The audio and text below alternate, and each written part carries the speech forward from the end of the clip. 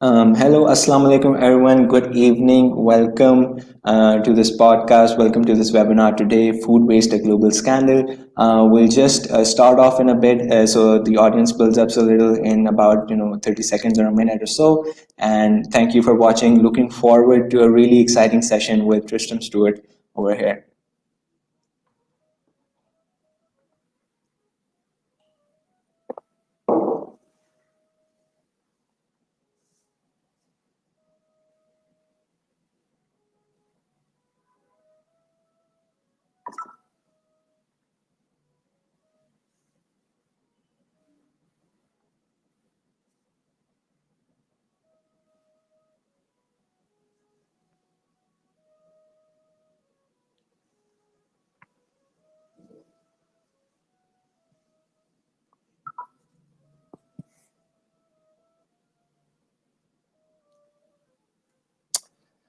Hello everyone. Assalamu alaikum. How is everyone doing? Hope everyone is having a great evening. This is Musa Amer, one of the co-founders of RISK. RISK is an organization that has been working on food wastage and food philanthropy for the past 6 years in Pakistan.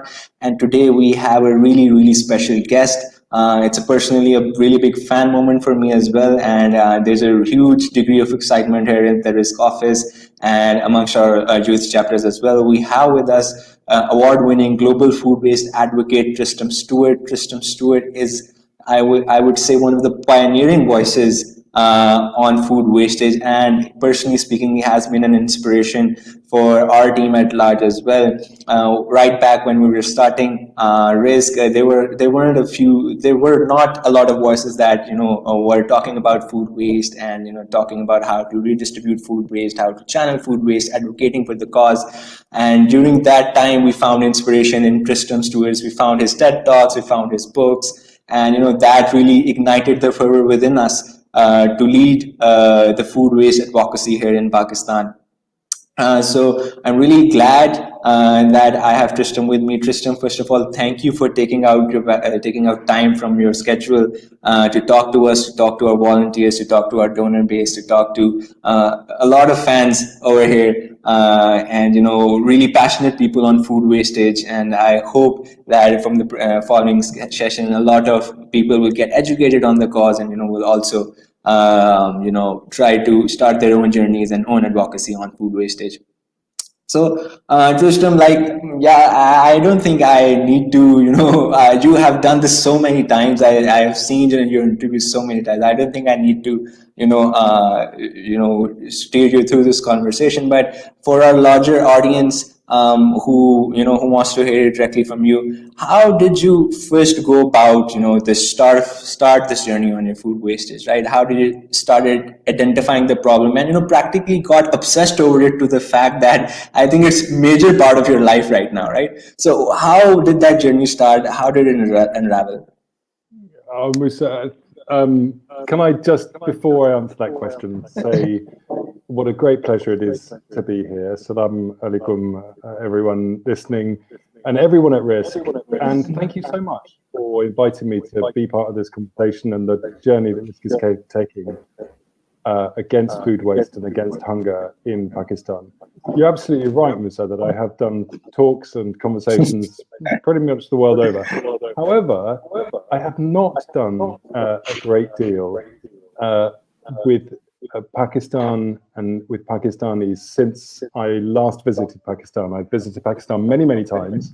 My wife is Alice Albinia. She wrote the book Empires of the Indus, and I did some small parts of that journey with her. But I also researched some parts of my book, Waste Uncovering the Global Food Scandal, on the farms in Pakistan, and maybe we'll come to some of that. But I do want you to know that the lessons I learned, the inspiration I drew from the people I met, from the culture I encountered in Pakistan, the cultures I encountered in Pakistan, have been really important parts of my journey. They've been important parts of the argument that I've been making the world over. And it's a bit like coming home. I have a deep love and regard for Pakistan and for Pakistanis, and to be able to hear that I have such good friends without knowing at risk is really very heartwarming. So I'm very glad to be here, and it is a fresh experience for me, a very welcome and fresh experience for me. Don't get the impression that this is like all the other conversations I have on a daily basis. It's very, very special. Yeah. Yeah, sure. Thank you for the kind words. I think the love is reciprocated here as well for you as well. Just as I said personally, it's really heartwarming for me to actually get to talk to you face to face as well, and I think my excitement is showing on my particular face as well. I think just continue with your journey. How did you start? How did you identify the problem? Just got so ingrained into it that it's a major part of your life right now. Well, I'm looking out the window right now because it reminds me of the beginning of my journey into food and food waste. I'm looking out onto the small farm that I grew up on here in Sussex in the south of England. And I was very, very fortunate. I had a father who was deeply connected and knowledgeable about nature. He had grown up on a farm the other side of the valley just before the war. And I was filled with the stories about the sustainable, very manual, horse-driven farming of the early part of the 20th century, and I loved it, and I loved the way in which nature and humanity could live alongside each other in a way that seemed increasingly not to be the case on modern industrial agricultural output farms, and the farm that we were living on was pretty much empty. I mean, we had some cows and sheep in the fields, but the farmyard was devoid of animals. So I started to fill it at the age of 15 with animals of my own choosing. And I didn't want to go buying food for them, and so I started going around all the local shops asking for leftover food and to feed to my animals. And in particular, I went to my school kitchens, and I came back every day with buckets full of food that my school friends hadn't eaten. I started to get kind of ugly potatoes from a local farmer because the supermarket wouldn't buy the ones that were too big or too small or slightly blemished, but perfectly good. And I got bread from the local baker and cauliflower leaves from the street market in the town where I was at school. And in the end, I was just collecting tons and tons of perfectly good free food. And this was great. I sold my produce to my school friends' parents. I made a lot of money. I was called Farmer Stuart at school. But at the same time, I was seeing that a lot of the food that I was collecting was perfectly fit for human consumption. It was perfectly good food. And I felt like I was sitting at the edge of a mountain with a teaspoon, digging away at these colossal quantities of perfectly good food. And I knew even at that time that the environmental impact of food was colossal. We were chopping down forests in the Amazon and other parts of the world to grow more food. It seemed utterly crazy that we were doing this and then throwing away so much good food. And so with the pleasure of getting that free food and using it for my farm animals was also a kind of anger and a grief at the serious crisis of food waste and food production globally. And that was really the beginning for me. I started to eat some of that food. It was really just better than the supermarket food my dad was buying. Exactly. And not the plate scrapings or anything, but the bread that I was getting from the bakery, it was straight off the shelf. It was perfectly good. Exactly. And then that became a form of activism. And by the time I was at university, I was pretty much living on food that was being thrown away by supermarkets and other outlets. And I learned that the quantity and the quality of the food being thrown away was immense. And then I started getting connected to the charities that were feeding hungry people, charities like your own, and seeing that there was a huge demand, a huge need for good, nutritious food. And on the very same street corners that charities were trying to feed hungry people, desperately needy people, even in rich countries like UK, there are millions of people who don't have enough money to afford a decent diet. And I was meeting people at the supermarket bins, perfectly respectable looking pensioners who obviously just didn't have the money to make ends meet. And that made me outraged. The fact that the supermarket would have a policy of deliberately destroying, locking away, and sending off to landfill quality food when it could perfectly well, without any problem at all, be donating it to a local charity. That struck me as two things, both absolutely outrageous, but also a beautiful opportunity as a campaigner to shame those companies, to get a public outcry really whipped up, get it into the press, and that I was convinced that there wasn't a single person in the country who wouldn't agree with me. And so we got it. I just started taking journalists around the back of these stores, showing them what was being wasted. And that just kicked off a massive media storm and really brought all the supermarkets to the table. It brought the government to the table and really started to change attitudes. Yeah, exactly. Yeah, as you were detailing, like there are a lot of harrowing examples of food wastage, particularly here in Pakistan as well. We have been campaigning for the same cause, and I think if we start discussing anecdotes, there will be quite a lot of harrowing stories of how particular, food is being wasted across all the supply chain, from farm to fork. But Tristram, like you said, that you managed to whip up quite a storm, quite a media storm, and managed to bring all of these stakeholders on a single table to actually form policy. But before that, how big of an issue was to actually mobilize the local population to that? Because particularly for us, like when we initially started, we had quite a reception issue because people couldn't actually grasp the quantum of food being wasted because it was really foreign from them, right? They didn't realize that food could be wasted to such an extent, or that seemingly, wasted food can be utilized for human or, animal consumption, right? Yeah, So totally. how do you break that barrier? How did you manage to, move around that taboo? Because I think, at least for us here in Pakistan, maybe the situation for you was different, but here in Pakistan, it was quite a tricky issue. Well, I think you're absolutely right, and of course, there are taboos around it in many cultures. Yeah. I think the answer to your question is that there are lots of different ways at it. The first would be on a personal level. You, Musa, told me about your heroic sounding mother, and I think if you can convince your mother of something, then you can pretty much convince anyone.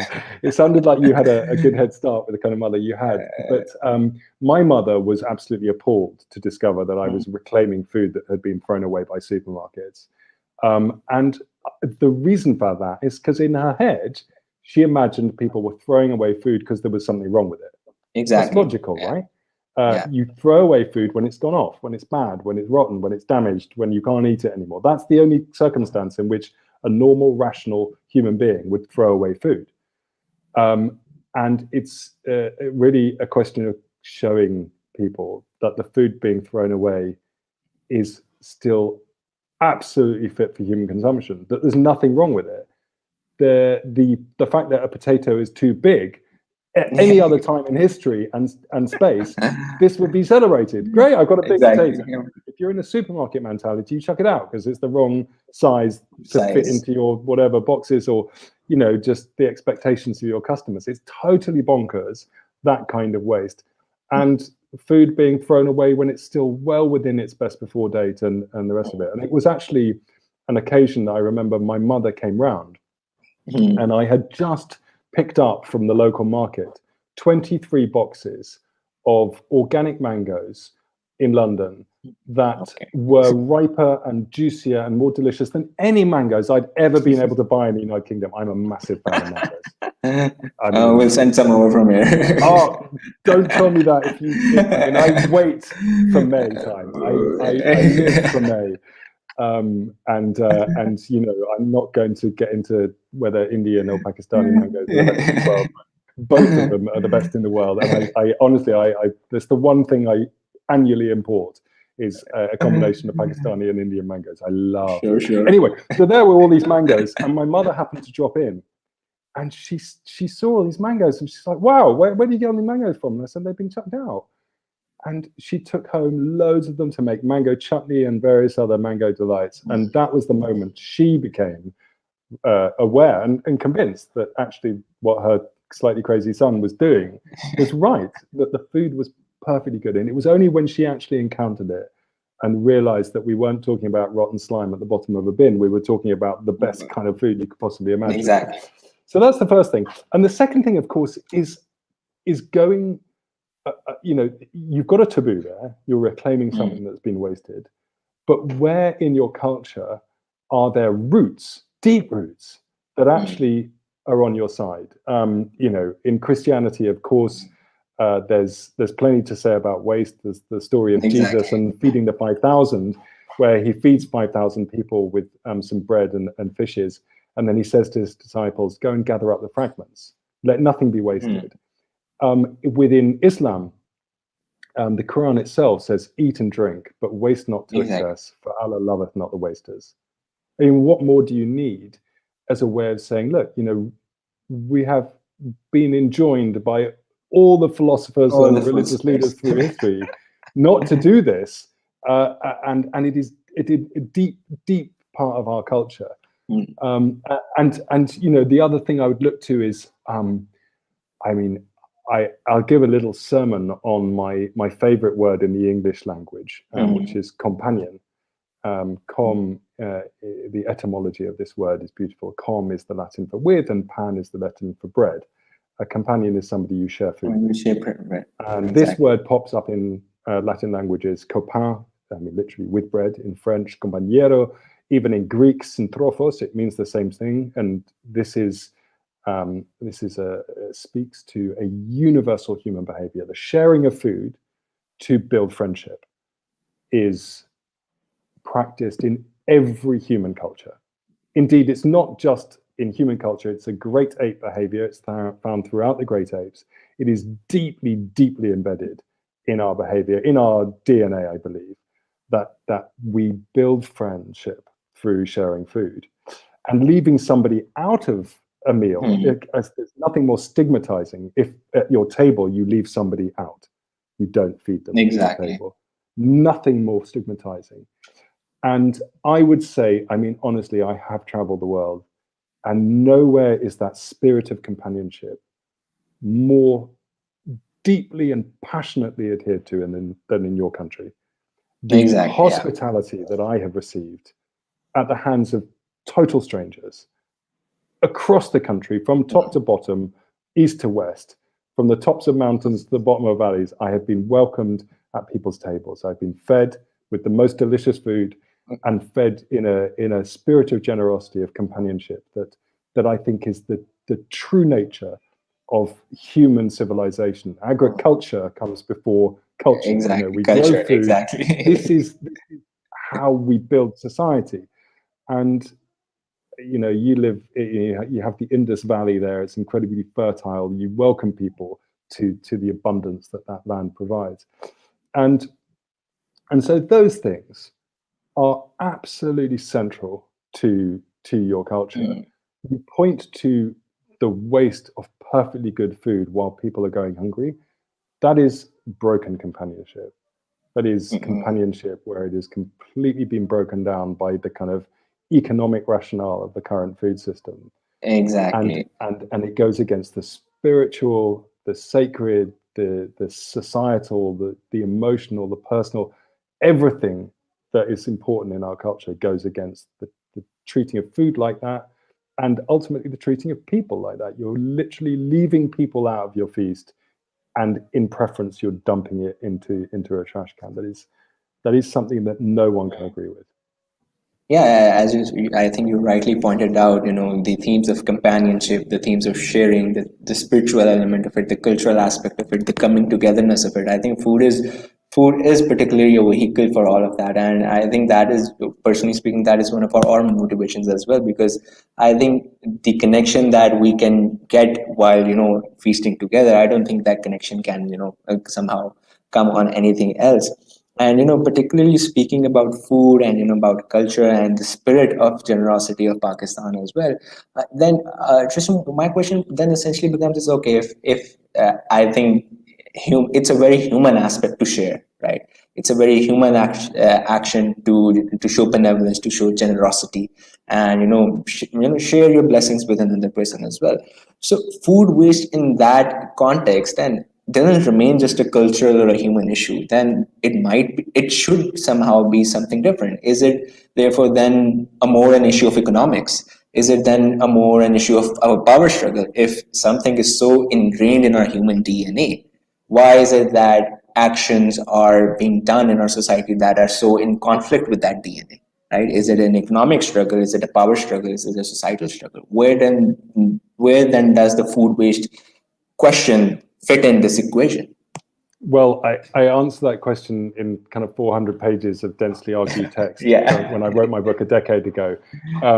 But to pick up on one, and this is to follow the thread of the etymology of companionship, there's another word from which this, a cognate of this word, and that is company. A company is, again, somewhere where people are metaphorically sharing bread. They're sharing profits of an organization. And it is companies, I'm sorry to say, that are behind at least a very large part of the underlying causes of food waste. And this is because companies are not people. They are machines. They're machines that we built. And machines don't have a culture. They do what they're programmed to do. And companies are wonderful machines that have been built to make profit. And I have no problem with profit whatsoever. I have a company myself. We desperately try to make profit. We give it to charities like your own, but that's beside the point. We do try to generate profit through our activities. But unfortunately, if you build a machine that is derived to make profit and takes no heed for the welfare of the planet, the environment, and society as a whole, it will do what it has been designed to do. And what we have now as a result is a food system globally that, of course, it does many things. It does feed people, but that's almost a byproduct. The principal driver of the food system is to derive profit for large corporations principally, and that profit goes to some very, very powerful and wealthy shareholders. And companies will do what they have to deliver the maximum financial return for their shareholders, because that's what the machine is supposed to do. And so the question is, well, how do we put these machines into a framework to give them the rule book so that they reflect our values? And that's what we failed to do. We have not regulated capitalism in the way that is required in order that it runs in accordance with our values. And that, to me, is the big question. How do we mobilize society? Not just to change our own behavior. Of course, we need to do that. And that's hugely important. And by the way, it's been incredibly successful, the individual behavior change approach. Here in the United Kingdom, since we started campaigning on this issue, per capita people in Britain have reduced by 1/3 the amount of food they waste in their homes. Now, that still leaves the other 2/3 that they waste. plenty more to do, but it does show that individual behavior change has started. It's made a huge impact. There are very few mass behavior change environmental campaigns around the world that can show that degree of behavior change. But that's not enough by itself. We also need to change that rule book, the system, and to do that, we need to do two things. Firstly, leverage that power that we have directly over companies. Companies rely on having a good brand image, a good public image. If you expose them for egregious food waste of a kind that everyone in their society, all their customers essentially and business partners will see as totally wrong, that puts pressure on them because they have to make their company look better than that. They have to have the social license to operate. And that's a very powerful lever and one that we used constantly in my work at the charity I founded, Feedback, to internalize the cost of that waste by exposing and associating companies and their brands to that egregious level of waste. So that's the first way of exerting direct power over companies. They are absolutely reliant on the society in which they operate. And then the third, probably the most important way of leveraging power and regulating that system properly so that machines called companies do what we want them to do and not what the profit motive just without any kind of limitations will make them do, it is, of course, government regulation. And we do need that desperately. We need it much, much more powerfully than currently exists. But there are signs of it. So I have worked with many governments around the world to create individual pieces of legislation that tackle food waste.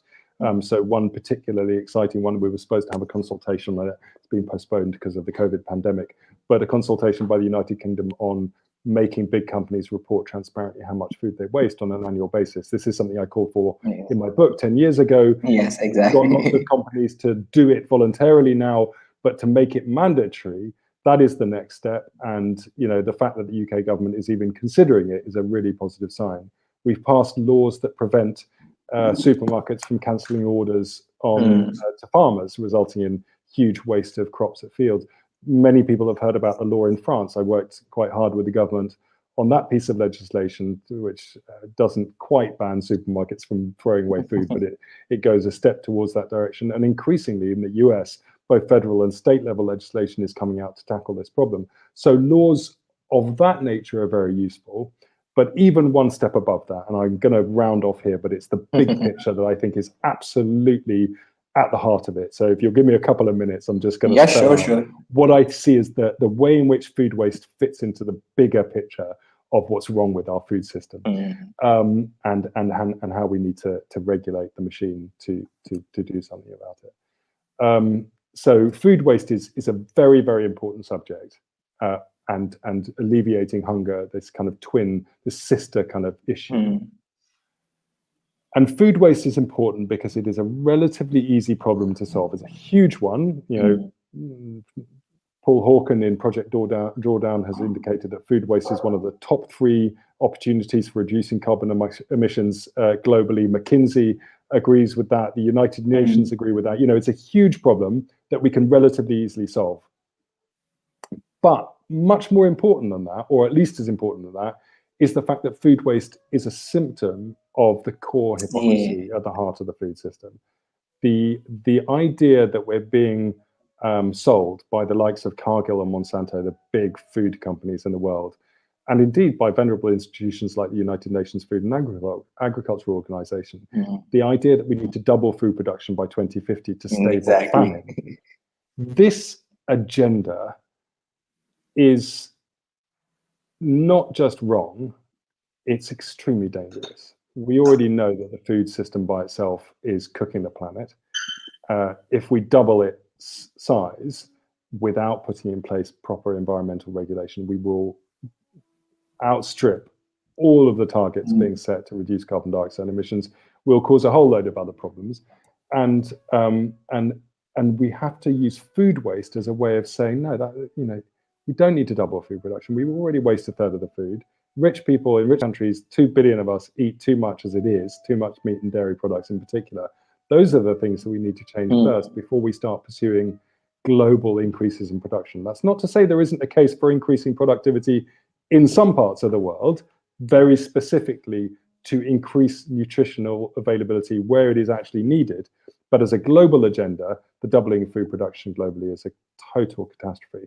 And so food waste's role is to present the argument against that productionist paradigm, that productionist agenda, and to give policymakers, therefore, the mandate to say, no, that isn't the right strategy, and we should gear public policy away from facilitating the doubling of food production by, for example, allowing Cargill to chop down the Amazon rainforest, as we do at the moment, and instead regulating the food system and saying, no, you cannot continue to behave in this way. It's going to destroy the planet. It's causing overconsumption in some parts of the world and malnourishment in others. And we need to regulate it better. There is one set of regulations that I would bring everyone's attention to, and that is farm subsidies. $700 billion of public money is spent annually across the world on farm subsidies. And currently, only 1% of that is spent on supporting ecological farming. That is the single biggest opportunity for alleviating the environmental and social ills of the food system that exists. I believe it is also the single biggest opportunity for tackling climate change, because if that was flipped so that it was 99% of farm subsidies were tied to ecological farming, for example, putting carbon back into soils, taking it out the atmosphere and building Exactly. soils with it. We already know how to do farming. In fact, that's what plants have been doing for billions of years, right? They've been sucking carbon out of the atmosphere and putting it into the ground. Exactly. If we harness that and encourage farmers to do that, we can create habitat rather than destroying it. We can build soils instead of eroding them. We can replenish aquifers instead of depleting them. We can create habitat instead of stripping it away. And we can produce healthy and nutritious food for everyone. So when you ask, why is the system gone wrong and what can we do about it? It is the rule book by which companies, we need to bring companies back to their spirit of companionship that lies at the heart of their name. And we can do that through individual behavior change, pressuring companies through exposing them and encouraging them to have better practices voluntarily, and thirdly, by having a better rule book, a better regulatory system. I'm laughing, and it's because like in the value systems and the points that you just portrayed is something that me and my co-founders have been portraying to our youth at large, and I'm receiving a lot of comments like, yeah, this is it, guys, this is exactly the same thing that you were saying as well. And so that just, I think that that collaboration that really helps. And as you said, like the root cause of it is actually, how the machine that has been made that actually promotes all of this subset of, food wastage. How do we instill human values and human dignity within its core essence back, so that it cherishes the human value rather than in an economic value, right? One of the really basic things that we teach students over here is, well, just try to map the journey of a farmer, right? With how much compassion and grit does he toil the soil, then he plants it, then he nourishes it, then that seed travels as a rice grain to the supermarket, then your father purchases it with hard-earned money, and then your mother makes it with utmost compassion and love, and then you just throw it away.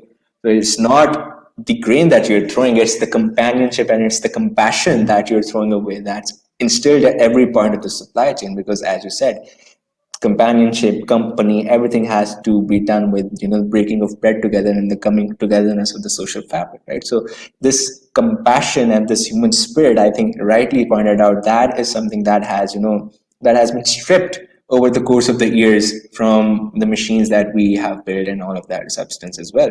And I think that what you said about regenerative farming really hits home towards the end, because that is essentially going back to a more natural practice of how everything used to be done. It's like agri came before culture, right? So that was our culture, our first culture, right? So that is essentially how we need to go back, and we need to start doing it as well. And hunger in itself isn't the problem, right? It's kind of like the symptom, and it's a symptom of what you can say are it reflects the vices within our within our culture, the vices of greed, the vices of apathy, the vices of self-interest. And at the same time, it challenges our human values as well, of compassion, of favor, and of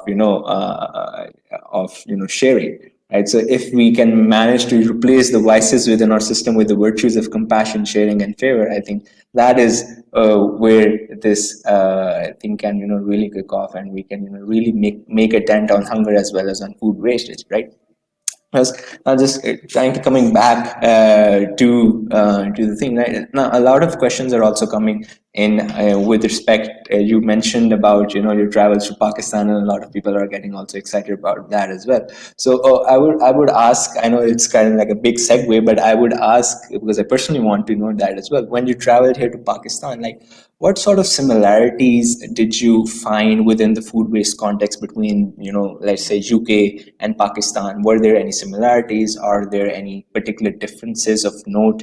And because there's a huge difference on how developing countries and developed countries waste food. So the supermarket and the company culture is more robust in let's say UK, but in Pakistan there isn't much of a supermarket culture yet. And food wastage happens in a lot of irregularized markets and mandis and local thrift shops. So how do you manage to channel that, something that is so unregulated in the first place, right? Yes, I think I got. In fact, I wrote a Pakistan chapter in my Yes. book, and there I looked at I suppose two different answers to that question. I'll start with the differences because they are the most pronounced. thing. Whereas in rich countries in the West, food waste is principally a result of economic choice and preference. Essentially, it's deliberate action. It's people buying more than they need and throwing it away. It's supermarkets overstocking their shelves and throwing away what they haven't sold. It's farmers discarding fruits and vegetables because the supermarkets say they don't look perfect. It's restaurants overloading their buffets with colossal amounts of food that then can never be eaten. The objective is not ever to run out of food, but even at the very end of the feast, still to have heaving mountains of food, because that's what signifies good hospitality, or they believe it is. So that's where a lot of the waste arises in the West. Whereas in a country like Pakistan, a great deal of food is wasted at the farm level, or even between the farm and the market.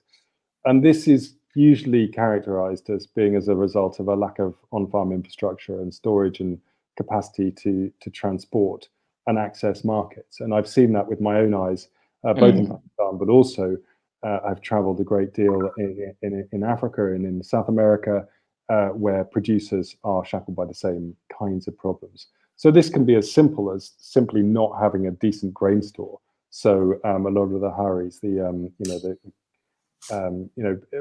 people producing grain in Pakistan very often have to sell it immediately into market when the prices are the lowest. And if they do store it, they're storing it in substandard conditions, so that quite often weevils will get in, maybe rats, other insects, mold can get in, and food can go bad. Not because of anyone's deliberate choice, but simply the capital for investment isn't there to provide the right kind of on-farm infrastructure to store food in a safe way. And when it comes to fruit and vegetables, you'll see somebody throwing a load of fruits into a Hessian sack and put it on the back of their motorbike, and then going along a bumpy road all the way to market. And by the time it's sat for 2 days in the sun, it's starting to turn into a bit of a sticky mess. And whereas, if there was proper, even just something simple like a fruit crate available to that producer, or they could get their food to market without causing those quite superficial blemishes, food could last a lot longer. The uncertainty in the market is another key thing. If you've got some mango trees and you just don't know if you're going to be able to sell them all, it's very, very difficult to rationalize investing in the kind of husbandry that will require you to produce a good crop, and even to bother going and picking it, and that can be a huge problem as well. And so I would characterize the two kinds of waste as being quite different. That said, of course, there is a wealthy class within Pakistan who indulge in just the kinds of excesses that we're used to in the West. You've all seen the buffets in the big hotels, and that's becoming an increasing trend. And the causes of food waste are very, very similar. I've been to quite a few iftar feasts and seen the kind of hospitality that core of it is, again, the sort of need to put on a great meal and be a good mother, as your mother was, Musa. And sometimes you overdo it. I mean, pretty much always. Exactly. And it's more honourable to have food left over that you waste than it is to run out of food and not be able to provide for your guests. And when that's translated into a commercial imperative, the world goes crazy and starts putting on buffets with 40 dishes, and all of them are still fully laden. And I imagine at risk, a lot of the food that you're able to access from the food service industry is that sort of thing. Yeah. Maybe I'm wrong, but I mean, certainly in other countries, that's the sort of thing that one would see. I was actually contacted a few years ago by a company that controls around a third of the bread market in Karachi. Maybe you're already in touch with them. And I have this company. It makes beer out of bread that's wasted. He was very interested in me bringing my company, not to make beer, but to make a non-alcoholic malt in Pakistan. I'm really, really keen to make that happen one of these days. But the quantity of bread that he wastes on a daily basis, I mean, you've seen it, but people who haven't actually seen that amount of bread being wasted literally cannot imagine it. I mean, you just have no idea how much bread is being wasted. And I remember it was bread in particular. I visited Pakistan when I was writing my book. I went around in 2008. And anyone who, I know you're probably still a kid then, Musa, young. Yeah, may probably, yes. remember, I don't know, that was a time of huge spikes in the Yes, price of food globally. exactly. And Pakistan was a really interesting case because Pakistan is a heavily protected food market.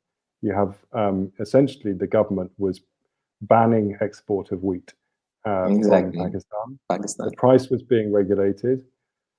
And that was in order to protect Pakistanis from the fluctuations in global prices. And even in that context, I mean, most countries don't have that level of protection, but even in that context, the price of wheat rocketed. And I remember visiting people living in slums outside Islamabad who had previously been able to feed their families just about, and who were no longer giving their daughters enough nourishment. The flour was just too expensive, and exactly. And to see that, and to connect that scarcity, that hunger, with the fact, which is that there is a finite amount of wheat in the world in any given year. And that wheat is internationally traded so that people in Asia and Africa are buying it and selling it on the very same global marketplace that we are in the UK, that they are in the United States.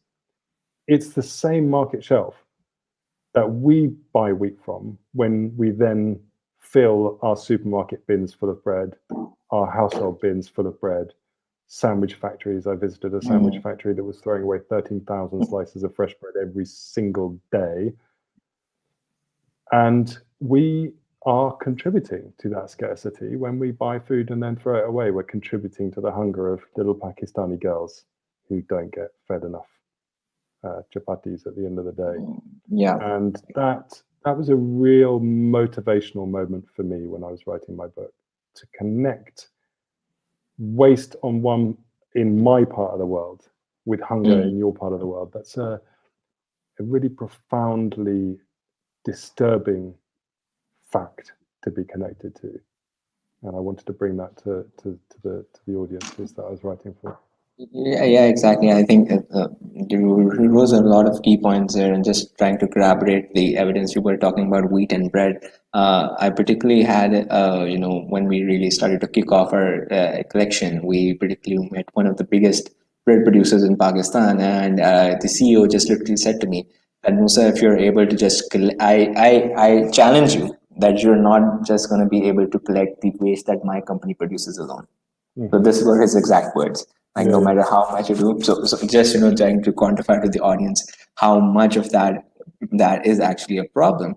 And right, and that you rightly said that that food waste and hunger is kind of like, it's a collective issue, it's a global problem, and we are all connected. In contributing to hunger in one place or the other, and one action that, just say, in the West might contribute to a result in the East, and vice versa.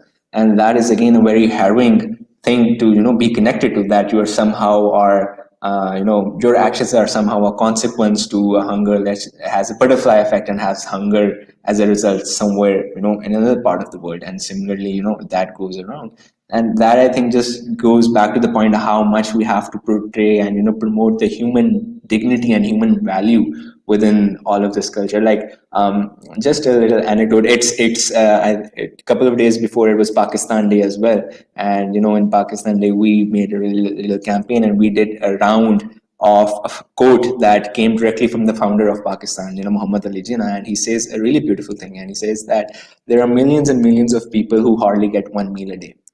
Right? Is this civilization? Is this the aim of Pakistan? Do you visualize that millions have been exploited and cannot get one meal a day? If this is the idea of Pakistan, I will not have it. Right? He just categorically just says that this is not the Pakistan I want to create. And on the flip side, like we were talking about, the moral ethics of it and all. Like, there's another quote by the philosopher Allama Iqbal, who we call as our national poet, and he asks himself the question: is it possible to end hunger? Is it possible to end hunger and poverty? To which he replies himself that to give a categorical answer to this question is not the task of economics, because to some extent the answer depends on the moral abilities of human nature, for whose discovery the expert in the science do not have any method in their hands, right?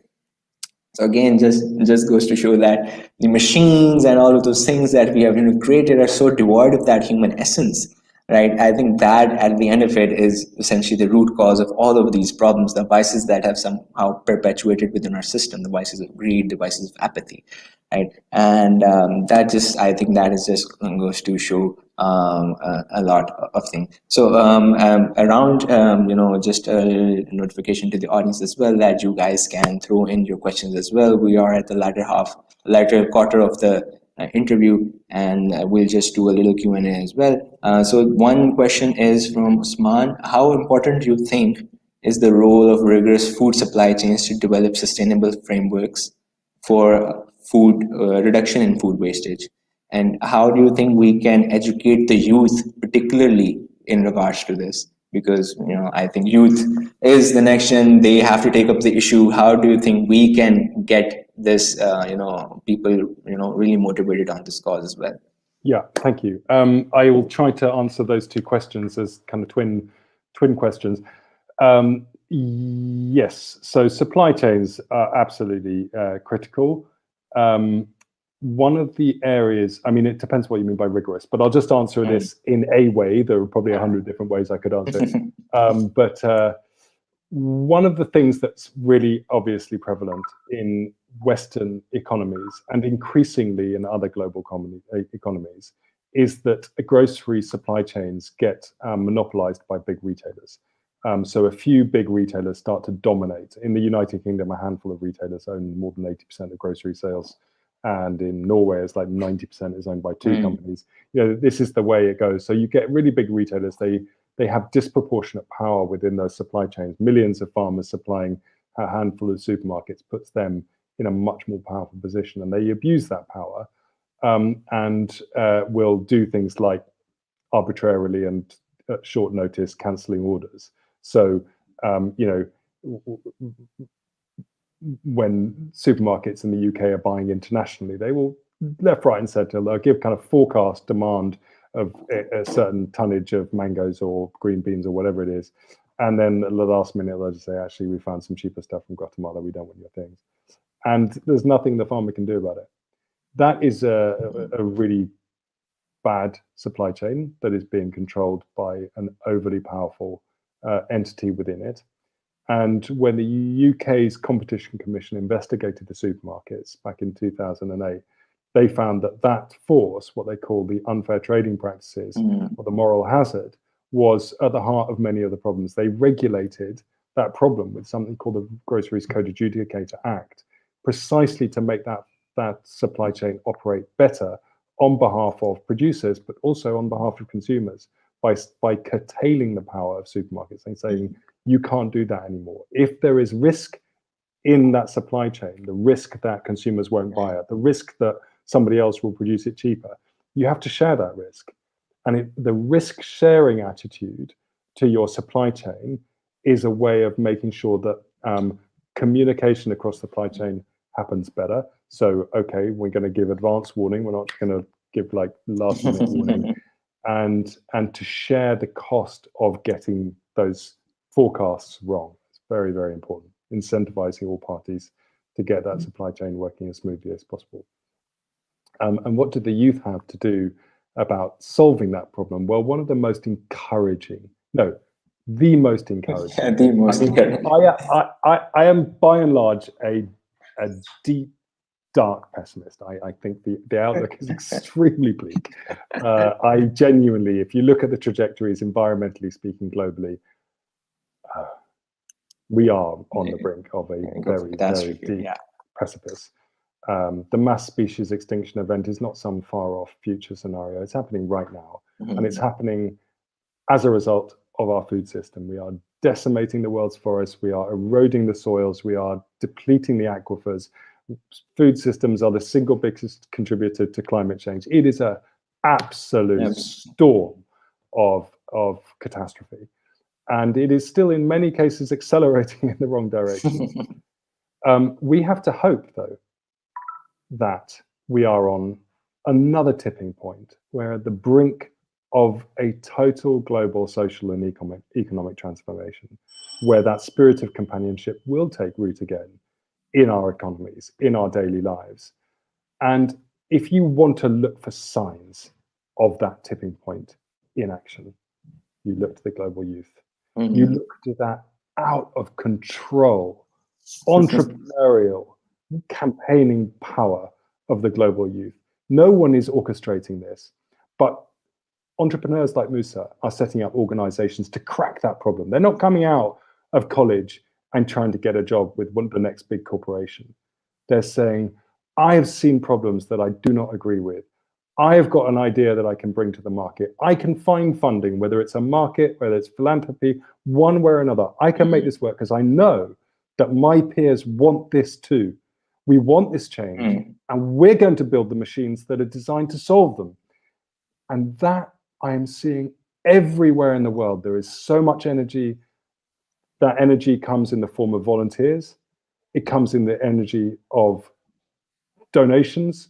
It comes in the energy of cash flow, people buying those services and those products. And I've had the great honor, the great privilege, and the great joy to have had a hand in helping many companies and charities around the world kind of put their outfit together, get off the ground, and get going with cracking these problems. And it is, I've now had friends that I introduced to each other who, for example, my friends at Imperfect Produce, this is a Californian company. I introduced the directors to each other at a Feeding the 5,000 event we organized in Oakland in 2014. They just sold most of their stake in a company that is now valued at something like $300 million. Their turnover is something like 12 million a year. They have hundreds of thousands of customers buying ugly fruits and vegetables in California.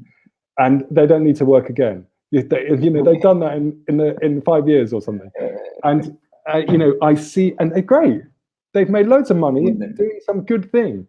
And I see little examples of that everywhere. And I have, if I want to start feeling hopeful, I look to what people like Musa are doing at Risk, and I see these machines being built that are just beautiful. And I want to be part of that kind of emergence of the global super organism that is trying to kind of repair, restore, and replenish what has been depleted and destroyed. Yeah, definitely. I think the global youth are like the hope forward, and as you said, you are part as. Musa, I'm going to stop you. Rihanna Babar has a very pessimistic outlook, even more pessimistic than mine. Mr. Stuart is right in Western countries, but not in our part of the world. As our ruling people are crooked, and they all have their best interests. Oh my God! Don't get me wrong. There needs to be a democratic revolution in Pakistan. And land ownership. I mean, land ownership is the key. It all comes back to food. I mean, the landed aristocracy who still control the democracy within Pakistan. I mean, the fact that you still have feudalism on a colossal scale. I mean, I've been around Sindh. I spent a lot of time in the interior of Sindh. Oh my God. Yeah, of course. If you have a bunch of Harrys who only vote what the hoodlums are telling them to vote, and they only get their voting card on the condition that they do that, of course you're not going to have the kind of reform that you need. Sorry, am I going to get like arrested if I don't? No. This is, of course, you need to have a good democracy. But when I first read that message, I thought you were saying that most people in Pakistan are crooked, which of course is not the case. Most people in Pakistan are the most deeply spiritual, rule-driven, believing people that I have ever encountered in my life, and at the heart of that is a belief in a principle. And you talk about the crooked power of people. Now, whether that's a Pakistani politician or whether that's a Silicon Valley trillionaire who is able to unleash the kind of power that only in our biblical texts, God is less powerful than these trillionaire, people prayed in the Bible to kind of get rain to happen or for things to happen that, Facebook can make happen overnight without even thinking about it. And where was I going with this? Yeah, yes. So that they have a huge bank account of power, right? A huge capital bank account of power, those people. Exactly. But on the other side, we have 7 billion people on Earth with a heart in their chest. And in each and every one of those hearts, I believe there is a deep desire to connect to each other, a deep desire to connect and love nature. And that love is a bigger bank account than anyone's on Earth. It is infinite, and our power is colossal. If we can join together and create the super organism, the vehicle that can deliver that power and have sway, then I believe that tipping point it's what we have to hope for, essentially. Yeah, I would correct you. I don't think you are a pessimist. Like the amount of inspiration in the last few lines, I don't think you are a pessimist. Distinguish having hope. I think, supposing we had a 99% chance of total failure, that makes me a pessimist, right? Because I think it's vastly more likely that we fail.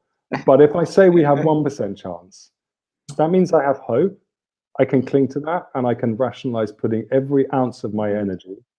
And indeed, I think it's important to be clear about these facts, because if we say, oh no, we'll probably win, we've got a more than 50% chance, I think that people listening would feel justified in sitting back and relaxing and letting Musa and Tristram sort the problem out, right?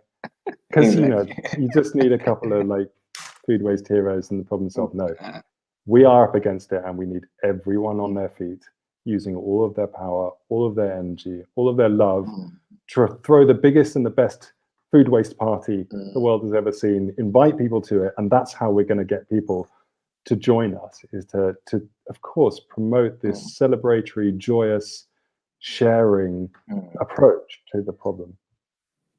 Yeah, exactly. And you were talking about compassion and love being the actual vehicle behind it. So, and just just to tell you as well, I mentioned that risk. The word risk literally means the blessing of sustenance, right?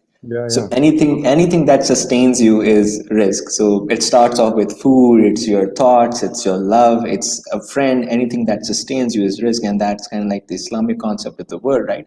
So and that is why when we say echoing just what you had said, we have our own tagline like that: the lack of compassion is in essence the truest poverty. The abundance of compassion is risk, right? The abundance of compassion, it was sustains everything, right? And I think Rihanna Baba just mentioned that love is risk, right? Okay, so yeah, that's that compassion and that love. I think that's the only hope that we can cling on to. And as you said, it's not just the role of the Tristram Stuarts of the world or the Musa Zamers of Pakistan. I think it's a collective issue, and therefore we need a collective resolve, a more human resolve, where everyone pitches in to solve this problem. So I think we're just about running out of time, and we're trying to wrap it up as well. So just a last couple of questions, Tristram. Oh, what's next in your journey? Where do you think are you going to go right now? What's the next? Well, the wonderful thing is not being allowed to go anywhere. No, it is. For the last year, I mean, obviously there are some dreadful things. I'm going to go and see my uncle for the first time in, I don't know, 5 months. He's 92-year old. He's been isolated as a result of this pandemic. So I'm going to go there tomorrow. But most of the time, I haven't gone anywhere for the last year, having spent 10 years, well, more, zipping around the world, being, Tristram Stuart.